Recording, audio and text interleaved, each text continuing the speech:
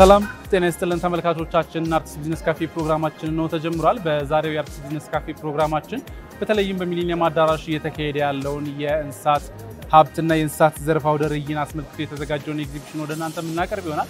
በዚህ ኤግዚቢሽን ላይ በተለይም ደግሞ እንደዚህ አይነት ኤግዚቢሽኖች በኢኮኖሚው ላይ ምን አይነት አስተዋጽኦ አላቸው፣ በተለይ ደግሞ የእንስሳት ሀብት ዘርፉን ለማሳደግ ምን አይነት ጠቀሜታዎች አላቸው የሚለውን ወደ እናንተ የምናቀርብ ይሆናል። በዚህ ዝግጅት ላይ ከ14 ሀገራት የተውጣጡ ከመቶ በላይ ተቋማት እንደሚሳተፉበትና ከ5000 በላይ ጎብኚዎች እንደሚገኙ ሰምተናል። በተለይ እንደዚህ አይነት ዝግጅቶች ለኢኮኖሚ ምን አይነት ጠቀሜታ አላቸው የሚለውን ዞር ዞር እያልን ወደ እናንተ የምናቀርብ ይሆናል። እስከ ፕሮግራማችን ፍጻሜ አብራችሁን ቆዩ።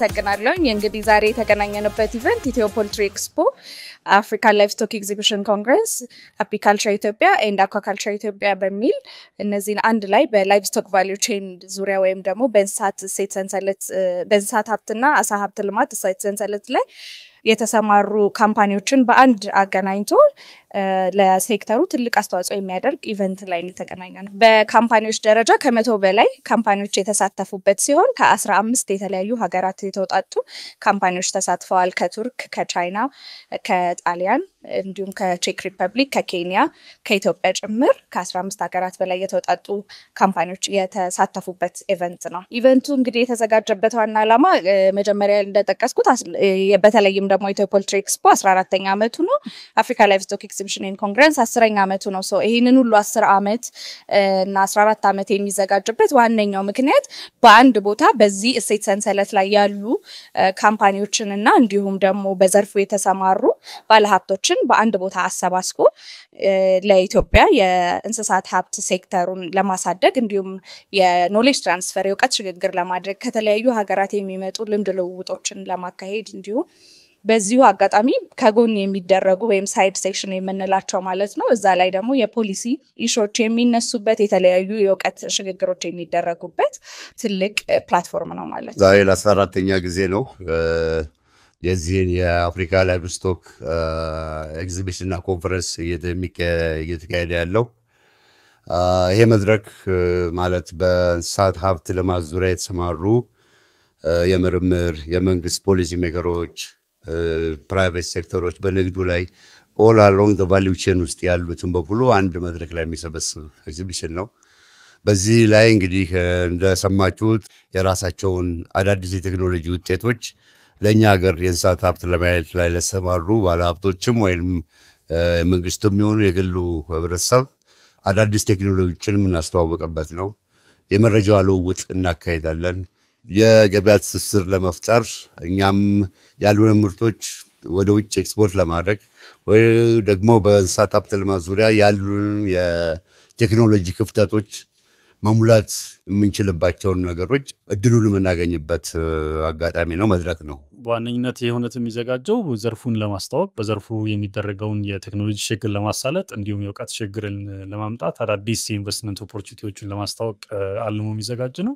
በዚህም ባለፉት ዓመታት በርካታ ምርታዎችን ማስመዝገብ ይችላል። ዘንድሮም ከ14 ሀገራት የተሳተፉ በዘርፋቸው ትልቅ የሚባሉ አንቱ የሚባሉ ኩባንያዎች አሉ። አብዛኞቹ ዓለም ላይ ያሉ የሚባሉትን ቴክኖሎጂዎች ይዘው የቀረቡ ናቸው። ይሄም ሀገራችንን ምግብ ዋስትናን ለማረጋገጥ በመታረገው ጥረት ውስጥ የእንስሳት ሀብት ዘርፉ ያለውን ትልቅ ሚና ለማጎልበት የሚደረገውን ጥረት የሚያግዝ ነው። መንግስት እንደምታውቁት የሌማት ትሩፋት በሚል የእንስሳት ሀብት ምርቶችን በተመለከተ ሰፊ የምርትና ምርታማነት የማሳደግ እንቅስቃሴ አለ። ለሱ ግብዓት የሚሆኑ ቴክኖሎጂዎችን፣ ግብዓቶችን፣ መፍትሄዎችን ይዘው የቀረቡ ኩባንያዎች አሉ። አገር ውስጥም ያሉ ደግሞ በዘርፉ የተሰማሩ ትላልቅ ኩባንያዎች በዶሮም በስጋም በወተት በመኖ ማቀራወሪያ ያሉ ኩባንያዎች ተሳትፈውበታል። ይሄም በዘርፉ ያለውን ንግድና ኢንቨስትመንት ለማሳለጥ የሚደረገውን ጥረት በትልቁ የሚያግዝ ብቸኛው በየዓመቱ የሚዘጋጅ መድረክ። ኢኮኖሚው ላይ ከፍተኛ አስተዋጽኦ እናደርጋለን ብለን ነው የምናስበው። የመጀመሪያው ያው የተለያዩ ካምፓኒዎችን ወይም ከተለያዩ ሀገር የሚመጡ ካምፓኒዎችን ወደ ኢትዮጵያ ጋብዘን ይህንን ካዩ በኋላ ኢትዮጵያ ላይ ኢንቨስት ለማድረግ ከኢትዮጵያውያን ኢንቨስተሮች ጋር ተገናኝተው አብረው ወደ ስራ የሚገቡበት አጋጣሚ እጅግ በጣም ብዙ ነው። ባየናቸው በእነዚህ ሁሉ አመታት ውስጥ እጅግ ብዙ ካምፓኒዎች የራሳቸውን ካምፓኒ ወደ ኢትዮጵያ ኤጀንቶች በማድረግ ይዘው ገብተዋልና ኢኮኖሚውን እያንቀሳቀሱ ያሉ ትልልቅ ካምፓኒዎችን በዚህ ትሬድ ፌሮች ላይ ይዘን ተገኝተናል ማለት ነው። ከአመት አመት በጣም እያደገ የመጣ ኢቨንት ነው። በኤግዚቢተር ቁጥር፣ በተሳታፊ ሀገር እንዲሁም በጎብኚ ብዛት በጣም ከአመት አመት እድገት እያሳየ የመጣ ኢቨንት ነው። ማንኛውም በእንስሳት ሀብት ልማት ላይ የተሰማራ ባለ ሀብት ከውጭ ሀገር ለሚያስመጣቸው አግሮ ማሽነሪስ በሙሉ ማለት ለዛ የሚያገለግሉት መኪናንም ጨምሮ በፕሮጀክት ዶክመንት ውስጥ ካለ በሙሉ ከታክስ ነፃ ነው የሚገቡት። የወተት ማለቢያ ማሽኑ፣ የጥራት መለኪያው፣ ማሸጊያው፣ ሁሉም ነገር ማንኛውም የአግሮ ፕሮሰሲንግ ማሽነሪስ ወደ ኢትዮጵያ ሲገቡ ኖት ኦንሊ ለዴሪ አይደለም ለሁሉም በላይቭ ስቶክ ኢቭን በክሮፕም ታክስ ኤግዘምትድ ናቸው። ይሄም ግብርና ሚኒስቴር መንግስትን አሳምኖ ይሄንን ማበረታቻ እንትን ተብሏል። ከዛ በተረፈ ደግሞ በተለይ በእንስሳት ሀብት የኤክስፖርት ስራ ላይ ለተሰማሩ የታክስ ሆሊዴ አለ። ስጋ የሚያመርቱ ግብር አይከፍሉም። የታክስ ሆሊዴም አላቸው ለረጅም ጊዜ። እንግዲህ በዛው ልክ ደግሞ የመሰረተ ልማት ማስፋፊያ፣ መንገድ መስራት፣ መብራት መዘርጋት፣ ውሃ እነዚህን ያው በተመረጡት አካባቢዎች ኢንዱስትሪ ዞን የምንላቸው አግሮ ፕሮሰሲንግ ኢንዱስትሪዝ በየቦታው እንደተቋቋመ ታውቃላችሁ። ኦልሬዲ ያለቀለት ቤት ነው። እዛ ውስጥ እንግዲህ ማሽነሪውን ይሄ ሁሉ ከመንግስት የተሰጠ ድጋፍ ይመስላል። እንግዲህ በአጠቃላይ የ10 ዓመት የዴቨሎፕመንት ፕላን አለን። አንድ በ10 ዓመት ውስጥ ደግሞ በተለይ በ10 ዓመት ውስጥ የምንሰራቸው የተለዩ 10 ኮሚኒቲዎችን መርጠናል። ከ10 ውስጥ እንግዲህ ወደ 4-5ቱ የላይቭ ስቶክ የእንስሳት ሀብት ናቸው። ከዚህ ላይ ደግሞ የሌማት ትሩፋት ሞር ስፔሲፊክ ሆኖ ልዩ አቴንሽን ሰጥቶ በዛ ላይ እየተሰራ ነው። ብዙውን ጊዜ ደግሞ እንወቀስበት የነበረው አባል በሆንባቸው ዓለም አቀፍ ድርጅቶች ማለት በዓለም የእንስሳት ጤና ድርጅት ላለፉት 20 ዓመታት የምንወቀስበት እና እኛንም ያሸማቀቀን የነበረው የህግ ማዕቀፍ የላችሁም የሚል ነው። እንደምታውቁት የተከበረው ምክር ቤት ባለፈው ነሐሴ 19 ላይ የእንስሳት ጤናና ደህንነት አዋጅን አስደቆልን ኦልሬዲ ታትሞ በነጋሪት ጋዜጣ ላይ ወጥቷል። ይሄ ማለት በውስጡ እስከዛሬ ሲብላሉ የነበሩ በርካታ ጥያቄዎችን በህግ እንመልሳቸዋለን። ይሄም ከሌሎች አቻ ሀገሮች ጎን እንድንቆም አንገታችን ቀና እንድንል ያደርገናል። ያው ከግብርና ሚኒስቴር ጋር በደንብ በቁርኝት እየሰራ እንገኛለን። ግብርና ሚኒስቴር እንዲሁም ሌሎች ተጠሪ ተቋማትን ጭምር ማለት ነው። የግብርና ባለስልጣን እንዲሁም በግብርና ሚኒስቴር ያሉ ላይቭ ስቶክ ላይ በተለይም ደግሞ የቁም እንስሳት ሀብት ላይ የስጋ እሴት ሰንሰለት ላይ የሚሰራው ድራይቭ ፕሮጀክት የሚባለው በደንብ ሰፖርት አድርጎን አብረን እየሰራን እንገኛለን። ከዛ በተጨማሪ ደግሞ ኤምባሲዎች እየደገፉን ያሉ ኤምባሲዎች አሉ። ያንንም ደግሞ የሚያደርጉት የተለያዩ ካምፓኒዎችን ይዘው በመቅረብ ለምሳሌ የኔዘርላንድ ኤምባሲ ከ11 በላይ የደች ካምፓኒዎችን የተለያዩ ቴክኖሎጂዎችን የተለያዩ እውቀቶችን ይዘው እዚህ ተገኝተው ለኤግዚቢተሮቻችን የቢዝነስ ቱ ቢዝነስ እድሎችን እየፈጠሩልን ይገኛሉ። እንዲሁም የብራዚል ኤምባሲ ለመጀመሪያ ጊዜ በፓቪሊዮን ደረጃ የተሳተፈበት ነው። የብራዚል ኤምባሲ በአዲስ አበባ ላይ ላይቭ ስቶክ ወይም የአግሪካልቸር አታሼ ለመጀመሪያ ጊዜ መተው ከኛ ጋር እዚህ የተገኙትና ከዚህ በኋላም ለሚቀጥሉት አመታት አብረን ለመስራት እንግዲህ ተፈራርመናል ማለት ነው። ይህንን ፕሮግራም ከጀመርንበት በፈረንጆች አቆጣጠር ከ2007 ጀምሮ በአገር ውስጥ ያሉት በዘርፉ የተሰማሩ ኩባንያዎች ቁጥር በከፍተኛ ሁኔታ እየጨመረ ነው የመጣው።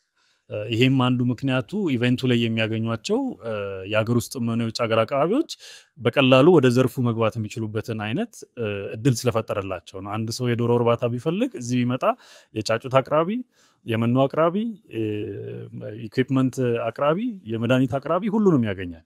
እውቀትንም የሚሰጧቸው ኩባንያዎች አሉ። ጎን ለጎን ደግሞ የሚካሄዱ ጉባኤዎች አሉ። በዛም ወደ ስራው እንዴት መግባት ይችላሉ፣ ምርታማነታቸው እንዴት ማሻሻል ይችላሉ የሚለውን ነገር በስፋት የሚሰጥበት ነው። ከዛም ባለፈ አክሰስ ቱ ፋይናንስም ላይ ራሱን የቻለ ኮንፈረንስም አዘጋጅተናል። ይሄ በዘርፉ ላሉም ወደ ዘርፉ ለመግባት ለሚፈልጉትም ትልቅ እድል የሚፈጠር ኤግዚቢሽኑ ጎን ለጎን ሳይድ ኮንፈረንሶቻችን የሚያተኩሩት የመጀመሪያው የፖሊሲ ዲያሎግ ላይ ነው የሚሆነው። በቅድም እንዳልነው ስፔሻሊ በሌማት ትሩፋት ዙሪያ ያለው ስትራቴጂ ምን ይመስላል፣ ምን ክፍተት አለ፣ መንግስት ምን እያቀረበ ነው፣ ምን ኢኔብሊንግ ኤንቫይሮንመንት አለ፣ ምንስ የጎደለ ነገር አለ የሚለውን የሚያይበት እኛ እንደ ፕራና ኢቨንትስ የምንጋብዘው ሁሉንም ሰው በዚህ ትልቅ መድረክ ላይ ተገኝቶ የእውቀት ሽግግሮችን እንዲያገኝ እንዲሁም ደግሞ የተለያዩ ካምፓኒዎች ይዘው የመጧቸውን አዳዲስ ነገሮች መጥቶ እንዲጎበኝ ጥሪ እናደርጋለን። እኛ ምናምነው በጣም ትልቅ አሻራ እንዳለው ነው። ዘርፉም ላይ ያሉት ሰዎች የሚያቀርቡት ትልቅ አሻራ እንዳለው ነው። ይሄ ኢቨንቱን ስንጀምር ያለበትና በየአመቱ እያሳደረ ያለውን እድገትም መርታም በዘርፉ ላይ የፈጠረውን እሴት ስናይ ምርትና ምርታማነትም በሁሉም መስኮች በዶሮም፣ በእንቁላልም፣ በመኖም፣ በስጋም በወተትም ላይ ያለው ምርታማነት በከፍተኛ ሁኔታ እንዲጨምር ትልቅ አስተዋጽኦ አድርገዋል። ይሄንንም አስተዋጽኦ መልክ ነው ካምፓኒዎች በየአመቱ ስናዘጋጅ ተመልሰው እየመጡ እየተሳተፉ ያሉት የነበሩት ኢንቨስተሮች አዳዲስ ኩባንያዎችም እየመጡ ኢቨንቱም እያደገ በዘርፉ ላይ ያለውንም ተጽዕኖ እያሰፋ የመጣበት ሁኔታ ነው።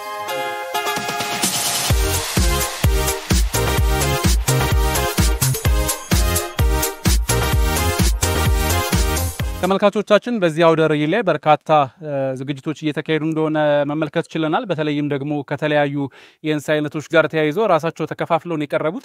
የመጀመሪያው ከዶሮ ጋር ተያይዞ የሚቀርቡ ነገሮች ናቸው።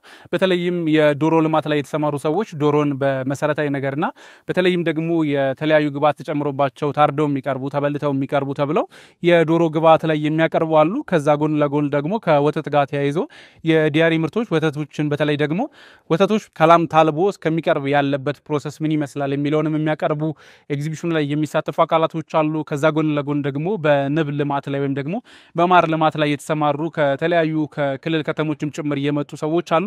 እነዚህ ሰዎች በኤግዚቢሽኑ ላይ መሳተፋቸው ምን አይነት ጠቀሜታዎችን ሰጥቷቸዋል፣ በተለይ ደግሞ ኢኮኖሚው ላይ ምን አይነት አስተዋጽኦ አላቸው፣ ኤግዚቢሽኑ ምን አተረፈላቸው የሚለውን ቃለ መጠይቆችን አድርገናል። እሱን ተከታትለን እንመለሳለን።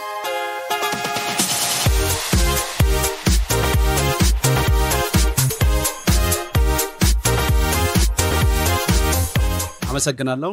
ስሜ ዶክተር ኢዮብ ኢትቻ ይባላል። የመጣሁት ከአለማ ፋርምስ። እንደዚህ አይነት ኤግዚቢሽኖች ኤክስፖዎች መዘጋጀታቸው ትልቅ ጥቅም አለው።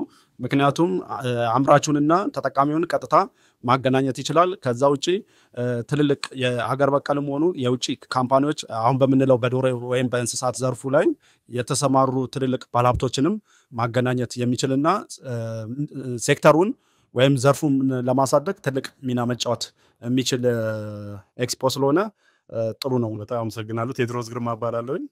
በኤልኤም ትሬዲንግ ግሩፕ ዋና ስራ አስፈጻሚ ነኝ። እንግዲህ ድርጅታችን ኤልኤም ትሬዲንግ ግሩፕ ከኔዘርላንድ ሀገር ከሚገኝ አንቴ ቢቪ የሚባል የወተት ማሽነሪዎች አምራች ድርጅት ጋር የሽርክና ማህበር ፈጥረን እየሰራን ነው ያለነው። ያው እዚህም ኤግዚቢሽን ላይ የተለያዩ የወተት ማሽነሪዎችን ነው ይዘን የቀረብነው። ነብዩ ሰለሞን እባላለሁ ከኢንተርናሽናል ሴንተር ፎር ኢንሴክት ፊዚዮሎጂ ኤንድ ኢኮሎጂ ወይም ኢሲፒ ከሚባል መስሪያ ቤት ነው የመጣሁት። እነዚህ አይነት ኢቨንቶች ትልቁ ነገር አብዛኛው የኛ በተለይ ከግብርና ጋር የተያዙ ምርቶች ገጠር ላይ ስለሆነ የሚመረቱት አዲስ አበባ ላይ ያለው ኮንሱመር በብዛት ደግሞ ከውጪ ከማስተሳሰርም ጋር ተያይዞ አዲስ አበባ ላይ ያለው ኮንሱመር የሚያገኘው ምርት ቀጥታ አይደለም እና አሁን እኛ እየሰራን ያለነው አምራቹን በቀጥታ ከኮንሱመሮች ጋር ማግኘት ጥራት ያለው ንጹህ ማር ላይ ነው የምንሰራው። እኛ ከንጹህ የሆነ የማር ፕሮዳክትን አዲስ አበባ ላለው ተጠቃሚ እንዲሁም ከፕሮሰሰሮች ጋር ሊንክ በማድረግ እነኛ ወጣቶች ላይ ነው የምንሰራው እና ያ ወጣቶች የሚያመርቱትን የማር ፕሮዳክት አዲስ አበባ ካለው ተጠቃሚ እንዲሁም ኤክስፖርት ከሚያደርጉ ሰዎች ጋር የማርኬት ሊንኬጅ በመፍጠር ኤክስፖርቱንም ሰፖርት እያደረግን ነው። አዲስ አበባ ላይም ለአምራቹ ትልቅ የማርኬት ሼር እየፈጠርን ነው ማለት ነው። ማር ገብረ እግዚአብሔር አባይ ይባላል። የመጣሁት ከትግራይ ከመቀሌ ነው። እኛ እየሰራንበት ያለ ነው አሁን እዚህ በአይሲአይፒ በማስተር ካርድ ፋውንዴሽን እና ማያ በሚል ፕሮጀክት በአይአር ትብብር ነው እንትን የመጣ ነው ለኤግዚቢሽን ብለን እንደዚህም የተወሰነ እንድንሸጥ ብለን ነው ያመጣ ነው። ያመጣሁት ማር እኔ ከትግራይ አካባቢ ደጋማ አካባቢ የሚገኝና ገሚሶች ደግሞ ቆላማም ደጋማም አካባቢ የሚገኝ ግማሽ ደግሞ ቆላ ብቻ የሚገኝ 3 አይነት ማር ነው ይዤ የመጣሁት። አንደኛው ነጭ ማር አለኝ፣ ይሄ የኤክስፖርት ስታንዳርድ ነው። ሁለተኛ የዋንዛ አለ፣ ይሄ ፈሳሽ ነው ሊኪድ። ሶስተኛ ደግሞ ቢጫ ማር ነው፣ ቆንጠጠፈ የሚባል የቆላማ አካባቢ የሚገኝ ውሻሃማ እጽዋት ከዛ የሚሰራም ዓለም አቀፍ አጠራሩ ጎልደን ሃኒ ብለው ነው የሚጠሩት ማለት ነው። እነዚህ ነገሮች ይዤ ነው የመጣሁት። በፕሮግራሙ ያለኝ ግንኙነት ምንድነው? አንደኛው ከግዢ ጀምሮ እስከ ኤክስፖርት ያለው ሂደት የገበያ ትስስር ኮንትራክት ፋርሚንግ ትግራይ ባሉ ውል አስሬ ነው የመጣሁት ማለት ነው። ለጊዜው 8 ወረዳዎች ላይ 4 ህብረት ስራ ዩኒየንስ ላይ ተፈራርመናል ኮንትራክት ፋርሚንግ። በቀጣይ ግን ሙሉ ትግራይ ሰብስበን እንትን እንላለን፣ ገበያ ትስስሩ እንፈጥራለን። እዚህ በሂደትም ዌርሃውስ የሚከፈትበት ውክልና የሚሰጥበት ወደ ውጭ ኤክስፖርት የሚደረግበት አገር ውስጥ ገበያም ስታንዳርድ በጠበቀ የሚቀርብበት ቫሊቼኑ ከቆፎ ጀምሮ ገበሬ እንትን ማህበራቶች ከሚያመርቱት ጀምሮ ንባናቢዎች እስከ ፋብሪካ እስከ ኤክስፖርት ድረስ መድረስ አለበት። ያንን ትስስር ነው እኛ እያስተካከል ነው ያለ ነው ማለት ነው። ስለዚህ ትክክለኛ ማር በባህላዊ መንገድም በዘመናዊ መንገድም ይታወቃል። ጀስት ይኛው ይዘነው የመጣኛ ኦርጋኒክ ሃኒ የተፈጥሮ ማር ንጹህ ማር ነው፣ ወደ ውጭ ኤክስፖርት የሚደረግ ስታንዳርድ ያለው ነው። እኛ እንደ ድርጅት ያው አለማ ፋርምስ ኢንቴግሬትድ ወይም የተቀናጀ እርሻ የሚሰራ ድርጅት እንደመሆኑ መጠን ብዙ ምርቶችን ይዘን ቀርበናል። በዋናነት የጫጩት የአንድ ቀን ጫጩት የስጋና እንቁላል እናቀርባለን። ከዛ ውጪ የ2 ወር ቄቦች እናቀርባለን። ከዛ ደግሞ ለሆቴሎች፣ ሬስቶራንቶች፣ ሱፐርማርኬቶች ደግሞ በሰፊው እያቀረብን ያለ ነው የዶሮ ሙሉ ዶሮ። ከዛ ውጪ የተበለቱ የተለያዩ የዶሮ ምርቶችን ለህብረተሰቡ እናቀርባለን ማለት ነው። ዋና ይዘን የመጣ ነው እነዚህ ነው። ሌሎች አገልግሎቶችም አሉን። በተለይ ደግሞ ለገበሬው ስቶፕ ሾፕ ወይም ደግሞ የፋርም ሰርቪስ ሴንተር አለን። በዛ ላይ ለአግሮኬሚካል እና የእንስሳት መድኃኒቶችንም ይዘን ቀርበናል ማለት ነው ለገበሬ ነው። እንግዲህ ሀገራችን እንደሚታወቀው በእንስሳት ሀብቱ ቀዳሚ ናት፣ ከአፍሪካ ቀዳሚ ናት፣ ከዓለምም ደግሞ እስከ 5 ያላት ደረጃ አላት። ነገር ግን ደግሞ የእኛ አሰራር፣ አመራረት፣ አቀናበር፣ አያያዝ ቴክኖሎጂን ይፈልጋል። ያው ከቁጥር ባሻገር ወደ አውትፑቱ ለመሄድ እነዚህ ቴክኖሎጂዎችን መጠቀም ያስፈልጋልና እንግዲህ እንዲህ አይነት ኤግዚቢሽኖች ፈላጊንና ቴክኖሎጂን የሚያገናኙ ናቸውና በዋናነት እንግዲህ ብዙ የአርሶ አደሮች ማህበራት፣ ዩኒየኖች እንዲሁም ደግሞ በወተት ዘርፉ የተሰማሩ ባለድርሻ አካላት ይጎበኙታል ካለንም ኤክስፒሪየንስ። ስለዚህ ይሄን መገናኘቱን ይፈጥራልና ይሄ ደግሞ ቴክኖሎጂዎች ለምሳሌ የወተት ማቀዝቀዣዎች፣ የወተት ጥራት መመርመሪያዎች፣ የወተት ማጓጓዣዎች፣ የወተት ማቀናበሪያዎች በምርቱ ላይ እሴት በመጨመር ከብክነት ከመቀነስ ሰፊ ኢኮኖሚያዊ አስተዋጽኦ ይኖረዋል ማለት ነውና እንግዲህ ወተት በባህሪው በጣም ለብልሽት በከፍተኛ ደረጃ ተጋላጭ ነው።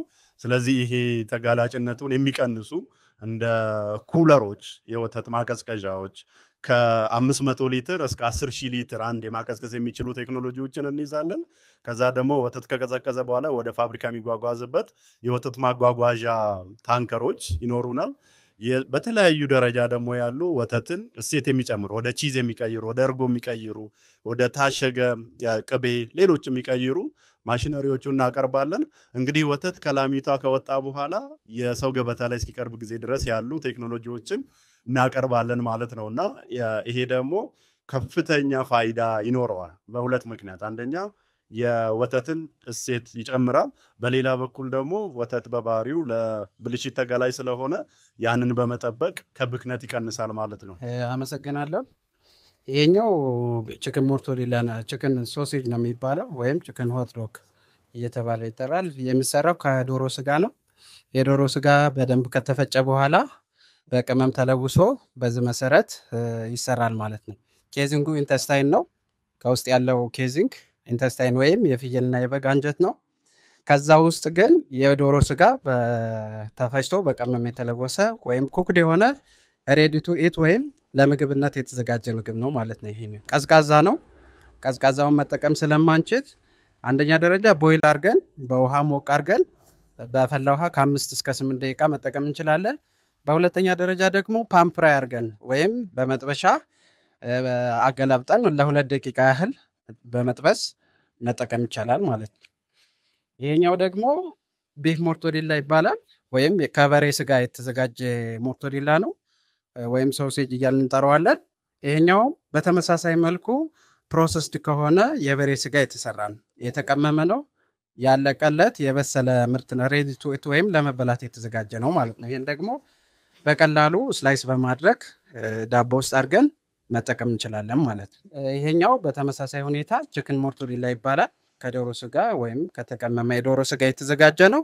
ስጋውን በደንብ በመፍጨት ከቅመም ጋር አብሮ በመለወስ በዚህ መሰረት ፓክ ይደረጋል። ፓክ ከተደረገ በኋላ ይበስላል። ከበሰለ በኋላ ስላይስ እያደረግ በቀጥታ በዳቦ ውስጥ አድርገን መጠቀም እንችላለን ማለት ነው፣ ቀዝቃዛውን።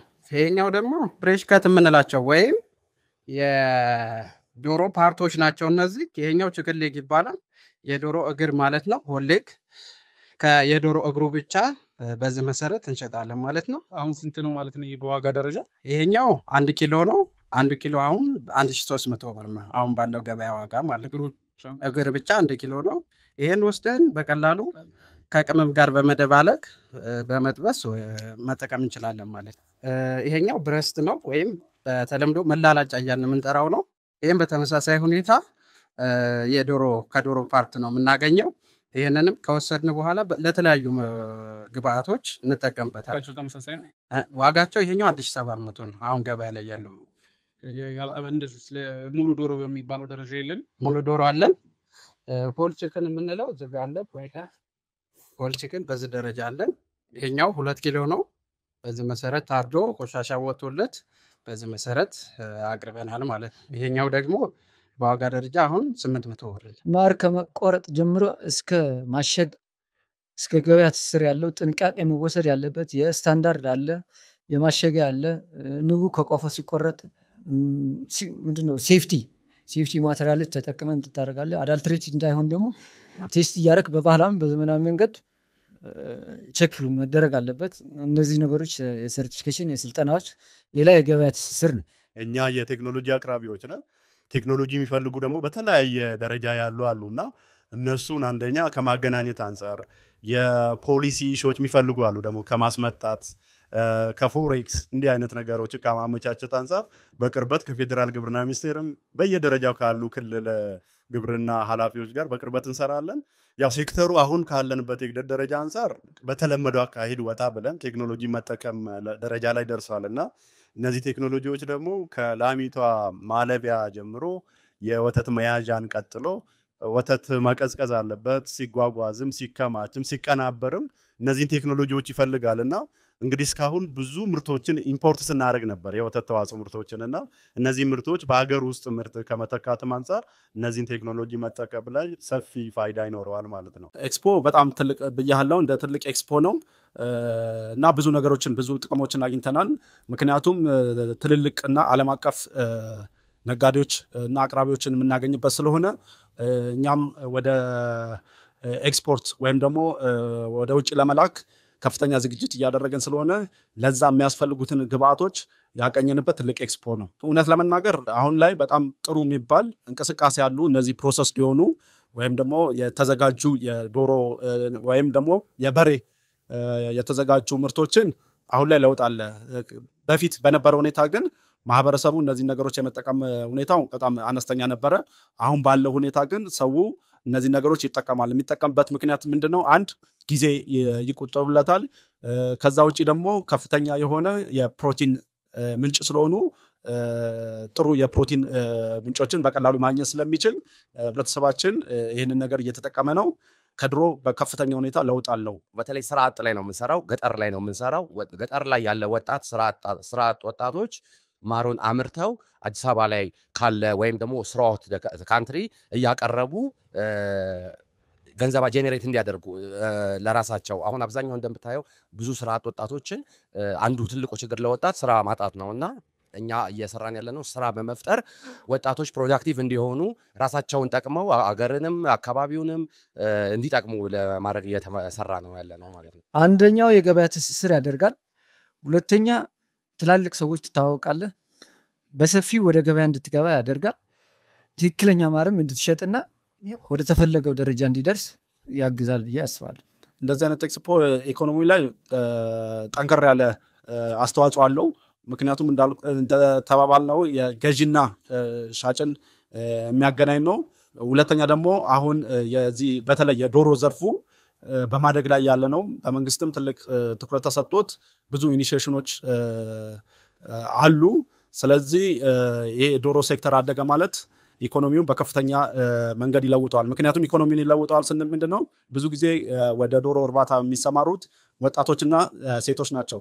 ስለዚህ እንደ ሀገር ካየነው ወጣቶችና ሴቶች በኢኮኖሚ ተለወጡ ማለት ሀገር ትለወጣለች። በትልቁ ደግሞ ካየነው እስከ ኤክስፖርት ይደረጋል። ለሀገሪቷ ትልቅ የፎሬን ከረንሲ ወይም ደግሞ የውጭ ምንዛሬ ምንጭ ስለሆነ ለኢኮኖሚው ከፍተኛ አስተዋጽኦ አለው ለማለት እወዳለሁ።